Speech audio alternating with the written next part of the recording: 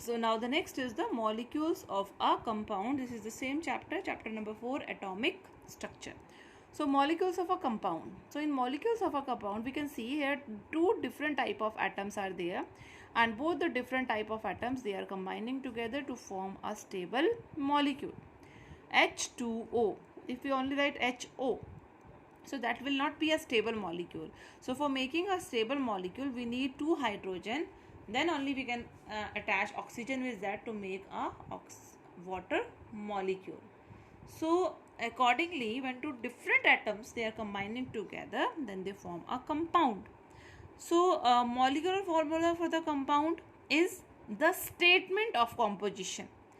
The chemical symbols which tell the elements are present, and in the subscript we tell us how many atoms or each element are present to make one molecule of a compound. How many atoms? Just like this, hydrogen 2 are there, so 2 hydrogen we need plus 1 oxygen we need. So what we have done, we have written the symbol, the number of atoms which are required to make a molecule, and then the another atom of any other element which is required to make the complete compound we write. So in this way we make the different type of compound. Same way we write the molecular formula for the compound also. Now you can see different type of these are the different names of the compound. So they contain different elements in them, but how many atoms are required, they have we write in the number, and we write in the lower side, lower subscript we can say, that will be the lower figure. So in CO2, 1 carbon dioxide, 2 oxygen. Sulfur dioxide, 1 sulfur and 2 oxygen. Ammonia, 1 nitrogen plus 3 hydrogen.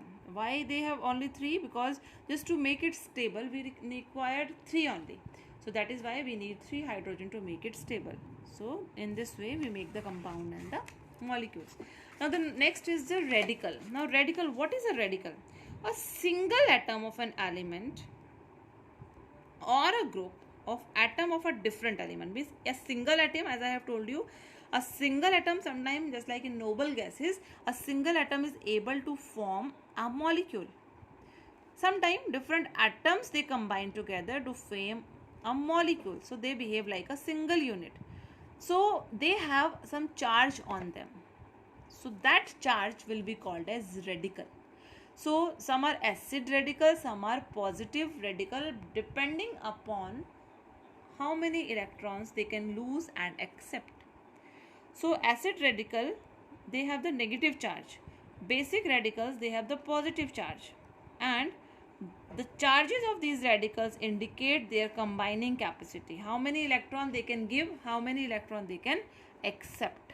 So basic radicals, they have given acidic radicals like chlorine, chloride, bromine, hydride, nitrate. They always have the acid negative charge on them. So accordingly, we can also find out the valency.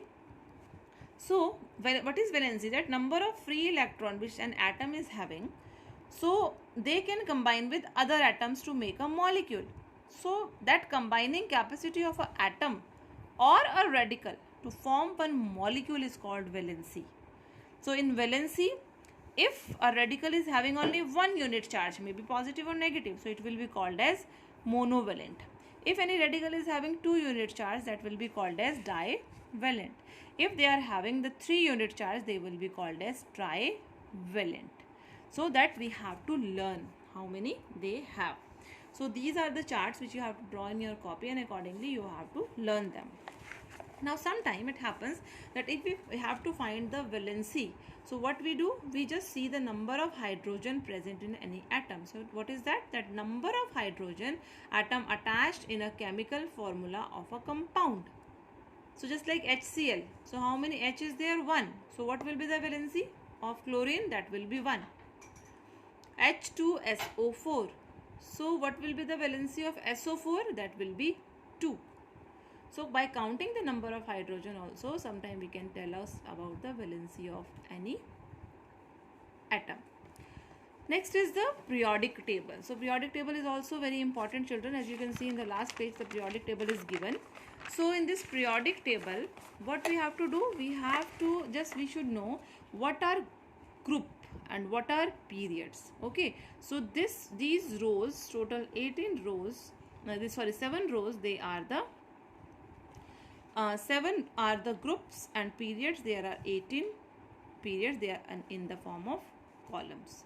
So why we have the periodic table? In our periodic table we have total 118 elements, and these 118 elements, they are formed by the rows and the columns.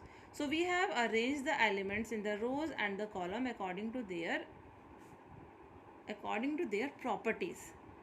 So why we have the periodical table? We have the 7 horizontal rows and we have the 18 vertical columns, or they are called as groups. So the element present in the same group have the same valence electron. As I have told you, the number of electrons, the negative charge electrons, they are present in the outer orbit. So how many electrons are present in the outer orbit? Accordingly, the arrangement of elements is done in the periodic table. So as you can see, I will show you in the periodic table, just like lithium, hydrogen, sodium, potassium, they all have in their valence shell, they have the 1 electron. So they are in the same column and they are having the same properties. So that is why we have arranged them into the different column. So that is why we have the periodical table, just to make the study of the things, to make it easy. Next is, if we won't have to write the molecular formula for any of the compound. So what we do, just suppose we have to write the molecular formula for magnesium chloride. So magnesium is there, chloride is there, so we should know the symbol. So when we make the compound, mainly it happens that positive and negative charge both are present to make one compound, so that they can easily combine together. So as you can see, in magnesium symbol is Mg, and in chlorine the symbol is Cl. So first we write the symbol and then we write the valencies. Okay, so after writing the valencies, we just do the cross multiplication and then we get the formula of that compound. So that is the this is only for 2 type of atoms, if they are present, 2 type of elements. So in further classes you will also study that if 3 are there, then how we make the chemical formula for different compounds. So this is all about the chapter, children. So read your chapter carefully and write the question and answers in your copies. Thank you, children.